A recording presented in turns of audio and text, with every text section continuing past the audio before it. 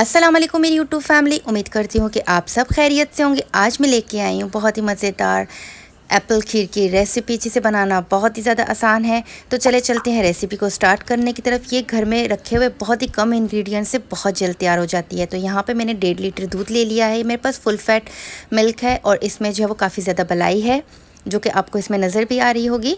अब यहाँ पे 6 अदद मेरे पास छोटे साइज़ के सेब थे, जो कि घर में ही रखे हुए थे। तो मैंने सोचा इसकी खीर क्यों ना बना ली जाए। तो यहाँ पे घर में ही रखे हुए टोटा बासमती चावल थे, जो कि छोटे छोटे दाने होते हैं। इनको मैंने 4 घंटे पहले भिगो के रख दिया था। और यहाँ पे दूध जो है वो मैंने चूल्हे पे चढ़ा लिया है, जो कि गर्म हो चुका है। इसमें बॉयल आने से पहले ही मैंने इसके अंदर ये हाफ़ कप जो भिगे हुए चावल थे 4 घंटे पहले, वो मैंने इसमें ऐड कर लिए हैं। और इसको अच्छे से एक बार मिक्स कर लेंगे। और जो हमारे पास यहाँ पे एप्पल है, हम उसको पील ऑफ कर लेंगे। और मेरे पास एप्पल जो है छोटे साइज़ के हैं। अगर आपके पास जो है वो बड़े साइज़ के एप्पल हो तो इस रेसिपी के लिए 2 अदद एप्पल भी जो है वो काफ़ी होंगे। मेरे पास छोटे साइज़ के एप्पल है, इसी वजह से मैं 6 अदद ऐड कर रही हूँ इसके अंदर। और यहाँ पे जो है वो इस तरह से कद्दूकश कर लेंगे। आप चाहें तो आप बारीक काट भी सकते हैं, लेकिन कद्दूकश करना ज़्यादा बेहतर है। तो यहाँ पे जो है वो अच्छे से मैंने इसे जो है वो ग्रेट कर लिया है एप्पल को। और इसके बाद जो है वो सारे एप्पल को जल्दी जल्दी करेंगे। आपने जब रेसिपी को स्टार्ट करना है, आपने तभी जो है वो इसको कश करना है, क्योंकि एप्पल का कलर जो है वो काला होना शुरू हो जाएगा।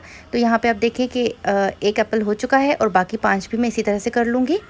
तो ये देखिए सारे के सारे हो चुके हैं। और अब जो है वो मैं अलग से चूल्हे के ऊपर एक पैन चढ़ा लूँगी।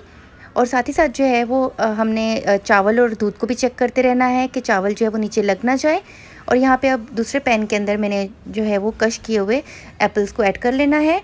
और इसके अंदर शुगर जो है वो अपनी मर्ज़ी के हिसाब से डाल सकते हैं। अगर आप ज़्यादा मीठा खाना पसंद करते हैं तो आप 1 कप ऐड कीजिएगा। और अगर आप नॉर्मल चाहते हैं तो आप इसके अंदर हाफ़ कप शुगर इसमें ऐड कीजिएगा। मैंने यहाँ पे हाफ़ कप शुगर ऐड की है। और इसे अच्छे से मिक्स कर लेंगे।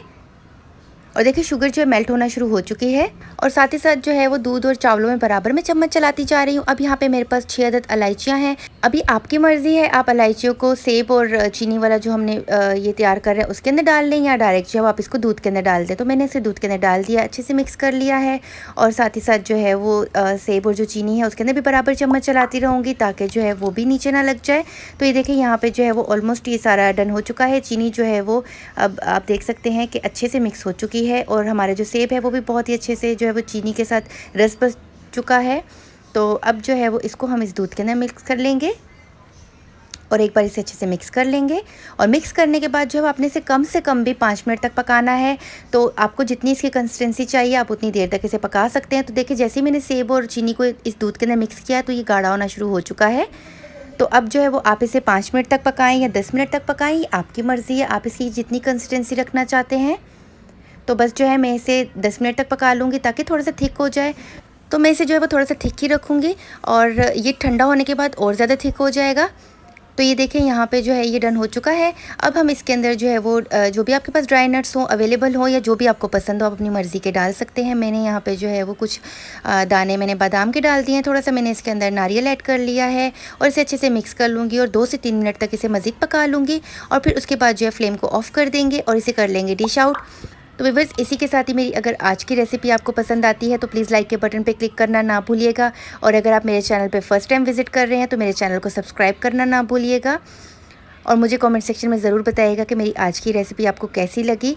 इसी के साथ ही व्यूअर्स मुझे दीजिए इजाज़त। इंशाल्लाह ताला मिलती है एक नई और बहुत ही आसान सी रेसिपी लेके। तब तक के लिए अपना बहुत ख्याल रखिएगा, अपने प्यारों का बहुत ख्याल रखिएगा। अच्छी अच्छी रेसिपीज़ के लिए मेरे चैनल को ज़रूर विज़िट कीजिएगा। अल्लाह हाफ़िज़, फ़ी अमानिल्लाह।